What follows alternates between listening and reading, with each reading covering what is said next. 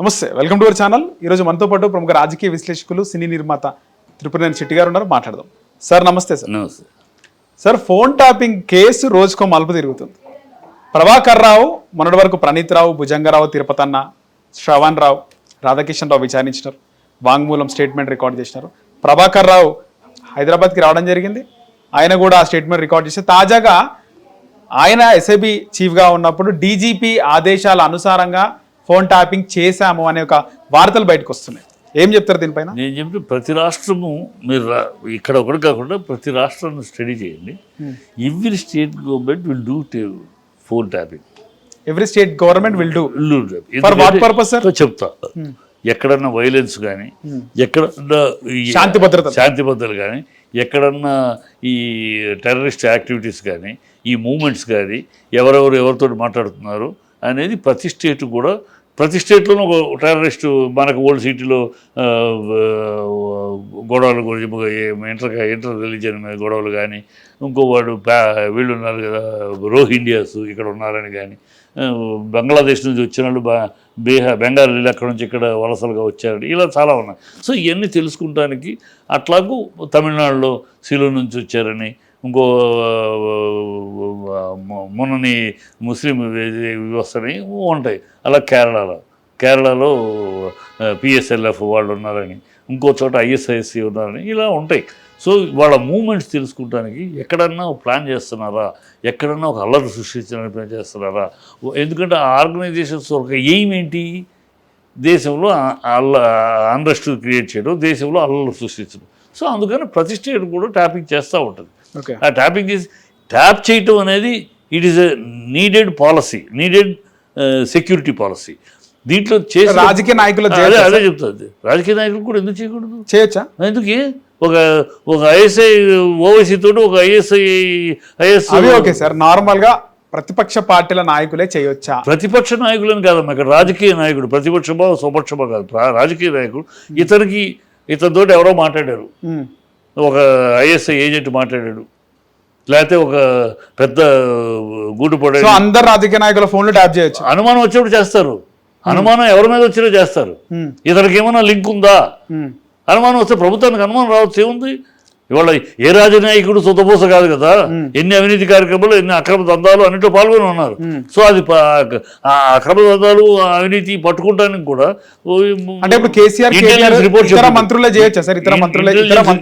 Intelligence report చెప్తా ఉంటుంది. Sir ఇది ఇంటెలిజెన్స్ ఎప్పుడు సార్ ఇది జరుగుతుంది, ఇక్కడ ప్లానింగ్ ఏదో జరుగుతుంది, దీనికి వీళ్ళ ఇంటరాక్షన్ జరుగుతుంది, వీళ్ళు రావటం పోవటం మరి జరుగుతుంది, దీనికి ఇంకో రకంగా మనకి వీళ్ళు ఏదో ప్లాన్ చేస్తున్నారు కూడా మెసేజ్ ఉందని ఇంటెలిజెన్స్ పని. అది ఇంటెలిజెన్స్ చెప్తూ ఉంటుంది. చెప్పినప్పుడు దీంట్లో ఇతని మీద అనుమానం ఉందనుకో ట్యాప్ చేస్తారు. ఏమిటి ఇది, ఎవరితో మాట్లాడతారు, ఇతనితో ఎవరు మాట్లాడతారు, ఈ పర్సనల్ విషయాలు, వాళ్ళ రాజకీయ ఎత్తుగడలు కూడా బయటపడతాయి కదా సార్, స్ట్రాటజీలు బయటపడతాయి. దానికి ఏమో అందుకని వీడు పర్సనల్ విషయాలు ఫోన్ వీళ్ళ యాక్టివిటీస్ని కనిపెట్టుకుంటూ ఉంటారా? యాక్టివిటీస్ కనిపెట్టకపోతే దేశానికి, రాష్ట్రానికి కదా, ప్రజలకి నష్టం. నేను కనిపెట్టకపోతే వీడు రహస్యాలు తెలిసే కదా సార్, తెలుస్తుంది, తెలియదు అంతే. నువ్వు ఒక అరాచకం అంటే అందరు రాజకీయ నాయకులే చేస్తారు, అందరికీ చేయరు. వాళ్ళ మీద ఇంటెలిజెన్స్ రిపోర్ట్ ఏమి ఇస్తుందో ఇదిగో వీళ్ళది ఈ రోహింగ్యాస్కి అన్నాడు, ఓవైసీకి నేను లీగల్ ఎయిడ్ ఇస్తానన్నాడు. ఓవైసీ రోహింగ్యా. ఇప్పుడు రేవంత్ రెడ్డి ముఖ్యమంత్రి ఉండు కదా సార్, కేసీఆర్ ఫోన్ ట్యాపింగ్ చేయొచ్చా? చేస్తాడు. గుడ్డ మీద చేసుకుని రేవంత్ రెడ్డి చెప్పాను. బట్టి విక్రమార్క, కోమటిరెడ్డి వెంకటరెడ్డి వాళ్ళ ఫోన్ ట్యాపింగ్ జరగట్లేదని చెప్పానండి. ఇవన్నీ రొటీన్ ఉన్నేదో. 2023 నవంబర్ 15 కాదమ్మా, ట్యాపింగ్ చేశారు. ప్రకాశిస్ కూడా అన్నారు ట్యాపింగ్ చేశారు, చేస్తారు. ఏమి మాట్లాడారు? మీ సీక్రెట్, మీ పర్సనల్ విషయాలు సీక్రెట్ ఏమన్నా లీక్ చేశారా? ఒకవేళ ఏంటి ట్యాపింగ్ చేసినప్పుడు వాళ్ళ పర్సనల్ విషయాలు ఏమన్నా లీక్ బయటికి రావు. వీళ్ళు అనుమానిస్తున్న వాటికి సంబంధించింది ఏదైనా ఉంటే అయ్యే బయటకు వస్తాయి. అంతేగాని ట్యాప్ చేయటం హీరోయిన్ల ఫోన్లు కూడా ట్యాప్ చేసినారు, సమంతాది, రకుల్ప్రీత్ సింగ్ ది, కేటీఆర్. ఎక్కడ ఆధారాలు ఎక్కడ?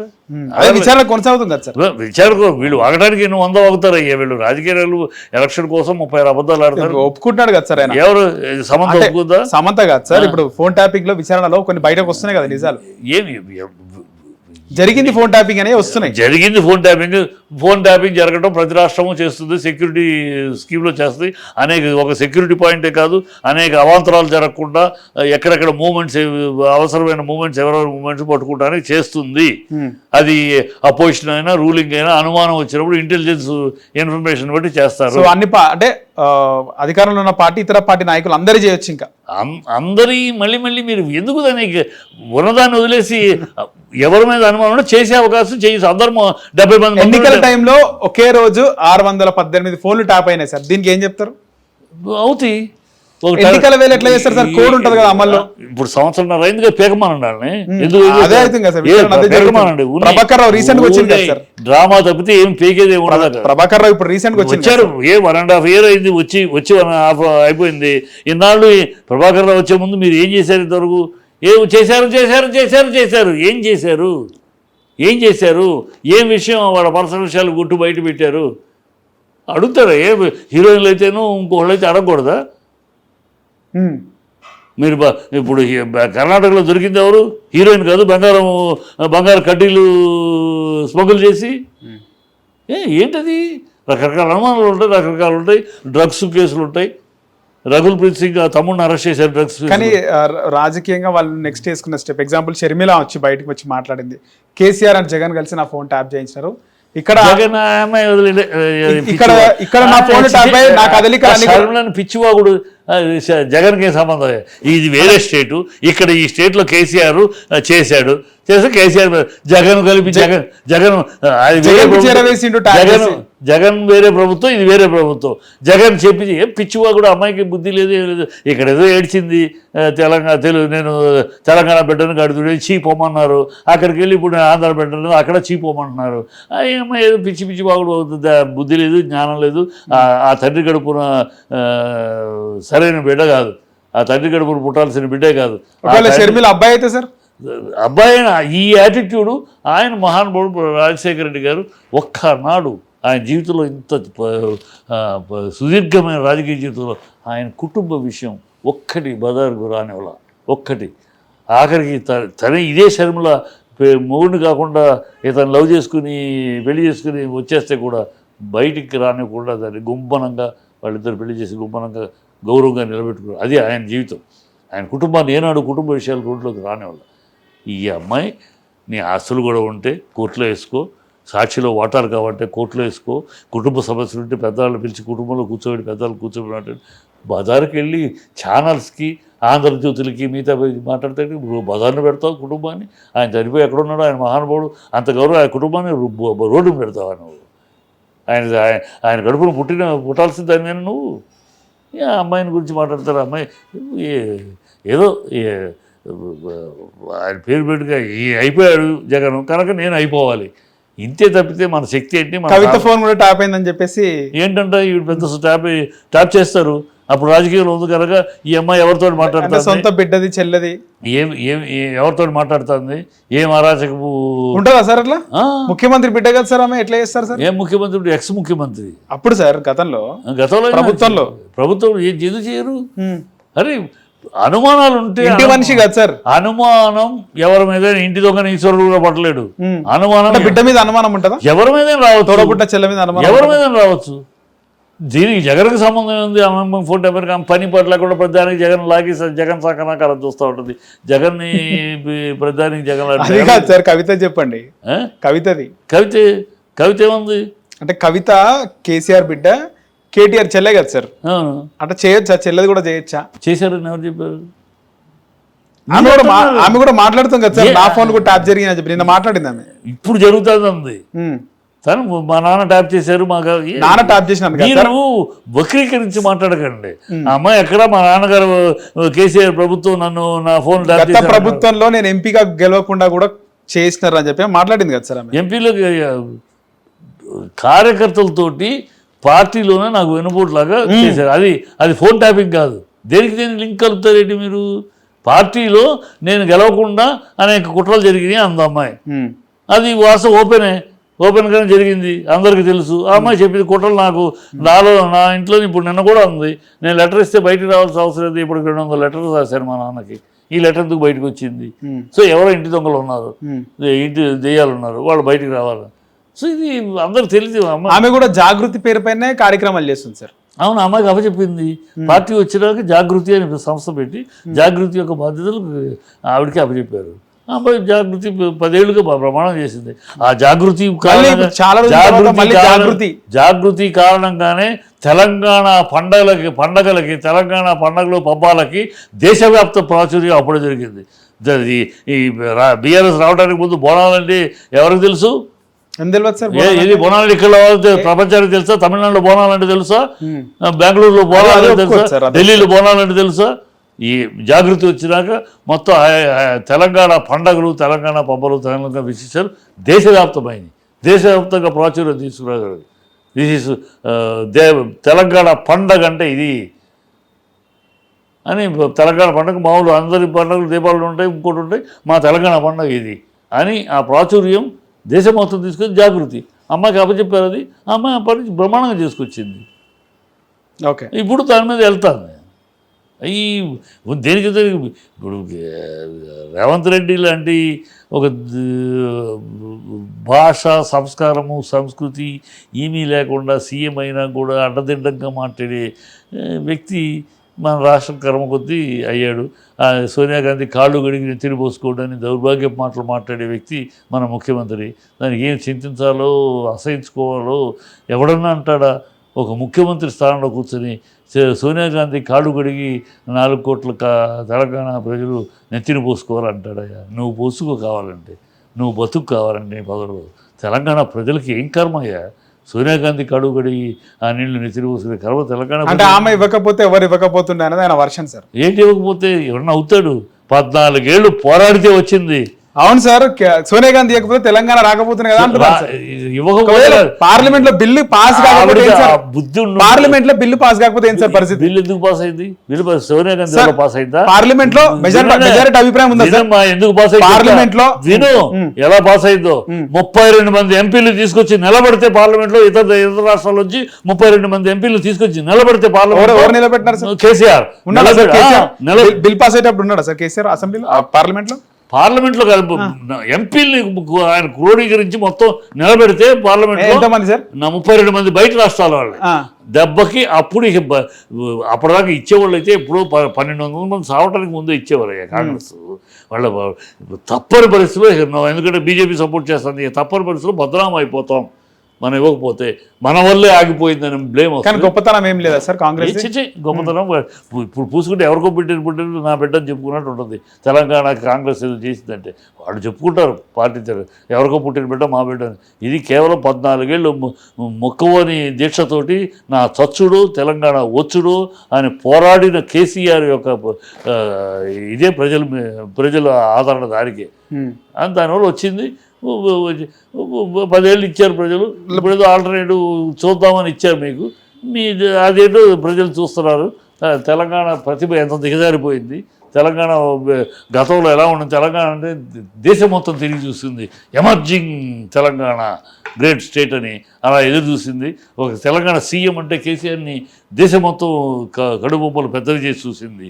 ఇవాళ తెలంగాణ ఎక్కడయ్యా అంటే తెలంగాణ సోనియా గాంధీ కాళ్ళ దగ్గర పడి ఉండే నలుగురిలో ఒకడు మా ముఖ్యమంత్రి అని చెప్పుకోవాల్సిన దౌర్భాగ్య స్థితికి తెలంగాణ బ్రాండ్ పోయింది. తెలంగాణ ఒక్క సంవత్సరానికి భూస్థాపితం అయిపోయింది. ఇవాళ నువ్వు వెళ్ళి చెప్పు తెలంగాణ అని. గతంలో మేము కలర్ తెలంగాణ అంటే ఇదే బీహార్, పంజాబ్, ఎక్కడ తెలంగాణ కేసీఆర్ తెలంగాణ గ్రేట్ గ్రేట్. ఇప్పుడు రేవంత్ రెడ్డి అంటారా సార్? ఇవాళ అసలు రేవంత్ రెడ్డి పేరు ఎవరికి వాళ్ళ పార్టీలో వాళ్ళకి గుర్తులేదు. ఇవాళ తెలంగాణను పట్టించుకునేవాడు లేడు. తెలంగాణను పట్టించుకునేవాడు లేదు. ఒక ఎమర్జింగ్ గ్రేట్ స్టేట్ అనేది ఊళ్ళే. చంద్రబాబు నాయుడు శిష్యుడు కాబట్టి మీకు కోపం వస్తుంది కదా సార్ రేవంత్ రెడ్డి అంటే? రేవంత్ రెడ్డి శిష్యుడు అని 6 గ్యారెంటీలో 3 గ్యారెంటీలు అమలు అవుతున్నాయి కదా సార్. అందుకాదు రేవంత్ రెడ్డి అన్కల్చర్డ్ లాంగ్వేజ్.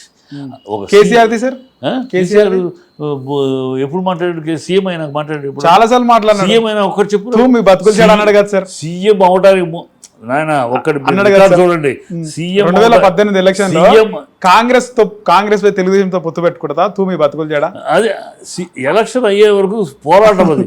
మీరు ఉద్యమ భాష వేరు నాయన, మీకు తెలుసుకోవాలి. ఎలక్షన్ లో సార్, ఎలక్షన్ 2018 సీఎం అయినాకనే సార్, అయినాక మాట్లాడాల, అయినాక భలే ఇలాగ శవాలు తీసి మెడలో వేసుకుంటాం, వేప చెట్టుకు వేలాడదీస్తాం, ప్యాంట్లు ఉడదీస్తాం, గొయ్యి తవ్వి పాతి పెడతాం,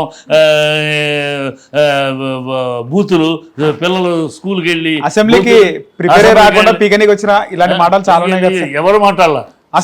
సీఎం గా రేవంత్ రెడ్డి తప్పితే ఇంకెవరు ఈ కేసీఆర్ మాట్లాడినాడు సార్. అసెంబ్లీలో మాట్లాడేది భలే. మీరు ఉన్న సమర్థించడానికి మీ కేసీఆర్ ఇష్టం, దేశం ఉంటే దేశం పెట్టుకోండి, అర్థమైందా? అతను ఉద్యమం అప్పుడు ఇంతకన్నా అసెంబ్లీలో అంటున్నారా? ఉద్యమం అప్పుడు బాగా కసిగా మాట్లాడాడు. ఉద్యమ భాష వేరు, ఉద్యమ పోరాటం వేరు. ముఖ్యమంత్రి ఒకసారి ఆ సీట్లో కూర్చున్నాక ఆ డిగ్నిటీ మెయింటైన్ చేయబట్టే దేశమంతా ఆయన చూసింది, అర్థమైందా? ఈ దేశమంతా కేసీఆర్ని చూసిందంటే ఊరినే చూడాలి. ఆ డిగ్నిటీ మెయింటైన్ చేశాడు. ఒక మేధావిగాను, ఒక వ్యూహకర్తగాను ప్రజల్లో పేరు సంపాదించుకున్నాడు, ప్రజల్లోనూ.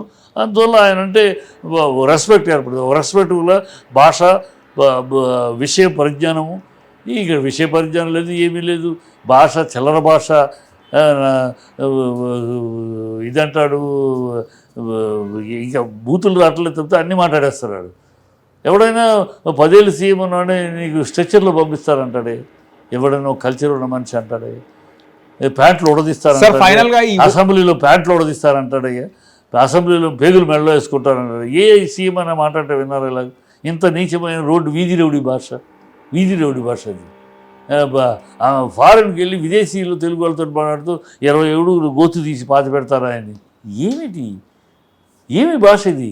ఒక సీఎం మాట్లాడే భాష, ఒక వీధి రౌడీ మాట్లాడే భాష. అందుకని నాకు కోపం. నీకు ఒక అవకాశం వచ్చింది, అంతమంది ఉత్తమ్ కుమార్ రెడ్డి, వీళ్ళు బట్టి విక్రమార్క, కోమటిరెడ్డి వెంకట, ఇంతమంది ఉన్నా కూడా వాళ్ళు నీకన్నా సీరియల్ పార్టీని పట్టుకుని ఉన్నవాళ్ళు ఉన్నా కూడా నువ్వు ఏదో మొత్తానికి ఎట్లాగైతే వచ్చావు, టక్క నువ్వు సీఎం అయ్యావు. కాపాడుకోవాలి, నువ్వు ఉండాలి. ఇంకా నోటి తోలేంటి? అప్పుడు చంద్రబాబు దగ్గర ఉన్నప్పుడు వాగావు సామంత్ రెడ్డిగా, తర్వాత ఇక వచ్చావు సామంత్ రెడ్డిగా రేవంత్ రెడ్డి అయ్యావు, అయిపోయి ఇప్పుడు సీఎం రేవంత్ రెడ్డి నువ్వు. సరే, ఈ ఫోన్ ట్యాపింగ్ కేసు ఫైనల్ గా ఏమైనా గతంలో జరిగిన ఏమైనా బయటకు వచ్చే అవకాశం పోతే ఏమీ ఉండదమ్మా. ఇవన్నీ టాక్టిక్స్. వీళ్ళు ఎప్పటికప్పుడు అది గెలుపుతారు, కొన్నాళ్ళు హైడ్రా అంటారు, కొన్నాళ్ళు మూసి అంటారు. ఇలా కెలికి ప్రజలను డైవర్ట్ చేయడం తప్పితే వాళ్ళ ఫెయిల్యూర్స్ని ప్రజలు కప్పిపూసుకోవటానికి, ప్లస్ వాళ్ళకి నెక్స్ట్ పోటీ వల్ల వాళ్ళ సమస్య కాన్సన్ట్రేషన్ వల్ల నెక్స్ట్ కోమటిరెడ్డి వెంకటరెడ్డి రెడీగా ఉన్నాడు మూటలతోటి, పెద్ద ఆయన దాటుకుని ఈయన వెళ్ళాలి.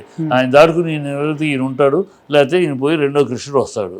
మూడో కృష్ణుడు ఆల్రెడీ రెడీగా ఉన్నాడు బట్టి విక్రమ. మూడో కృష్ణుడు ఇప్పుడు 2029-27 చివరిలో, ఎందుకంటే ఆయన దళితుడి కార్డు మీద ఆయన సీఎం చేస్తారు ఎన్నికలకు ముందు. దళితుడు ఇప్పుడు దళితుడికి చేస్తే వేడి ఉండదు, అప్పుడు ఎలక్షన్ ముందు దళితుడు మూడో కృష్ణుడు. ఇది అందరికీ తెలిసిన విషయం. ఎప్పుడు జరుగుతుందో వాళ్ళు, అందుకని వాళ్ళ పదవులు కాపాడుకుంటానికి ఆ తాపత్రయము, ఆ తపన, దీని లోపల ప్రజలు మిగతా అడగకుండా ఏదో ఇది కెలకటం, అది కొన్నాళ్ళు వెళ్ళిపోద్ది, ఇంకో అది కెలకటం. చంద్రబాబు టాక్టిక్సే, చంద్రబాబు శిష్యుడే కదా. సో ప్రజలను డైవర్ట్ చేయటమే, ప్రజల్ని పాలన గురించి ఆలోచించకుండా, వాళ్ళు 420 ప్రామిసుల్లో ఏమి చేశారని ప్రశ్నించకుండా వేరే డైవర్షన్, వేరే మాట్లాడితే ఆ డైవర్షన్ వెళ్ళిపోదు. అదే చేస్తున్నారు. వచ్చిన కాడ నుంచి హైడ్రా అన్నారు, మీరే పర్మిషన్ ఇచ్చారు, ఎందుకన్నా మీరే కూలుస్తారా? ఎన్నిటికీ మీరే పర్మిషన్ ఇచ్చి మీరే కూలుస్తారు. సరే, ఇప్పుడు ఫైనల్ గా ఏదైతే ఫోన్ ట్యాపింగ్ కేసులో ఏవైనా గతంలో జరిగిన బయటపడే అవకాశం ఏముండదంటారా? ఏమీ లేదమ్మా, మొత్తానికి ఏమీ లేదు. ఫోన్ ట్యాపింగ్ రొటీన్ ప్రతి స్టేట్ చేస్తాను. నువ్వు కావాలంటే ఏమన్నా అవాస్తవాలు ఏమైనా జరగకూడదని అనేది బయటపడే అవకాశం లేదంట? లేదు. ఊరినే phone tapping it's routine FIR for government, any government. ఇప్పుడు వీళ్ళు చేయట్లేదా? వీళ్ళు చేయలేదని చెప్పండి. సెక్యూరిటీ రీజన్స్లో ఎన్నో ట్యాపింగ్, సెక్యూరిటీ రీజన్స్లో పెట్టుకుని చేస్తూ ఉంటారు. ఓకే సార్, అది ప్రతి గవర్నమెంట్ చేస్తుంది. అది చేయకపోతే గవర్నమెంట్ ఫెయిల్యూర్. ఎందుకంటే అది చేయకపోతే, నిఘా చేయకపోతే గవర్నమెంట్ ఫెయిల్యూర్ కదా, అది చెయ్యాలి గవర్నమెంట్. Right sir. నిఘా పెట్టుకుని అప్పుడు అలర్ట్ అవ్వగలరు. ఇదేదో ప్లానింగ్ చదువుతారు, ఇదేదో దండయాత్ర చేయడానికి అసలు లేదు, ఏదో ఉద్యమం చేయటం లేదు, బంద్ చేయడానికి, ఇవన్నీ తెలుసుకుంటారు. అది జరుగుతాయి. రైట్ సార్, ధన్యవాదాలు.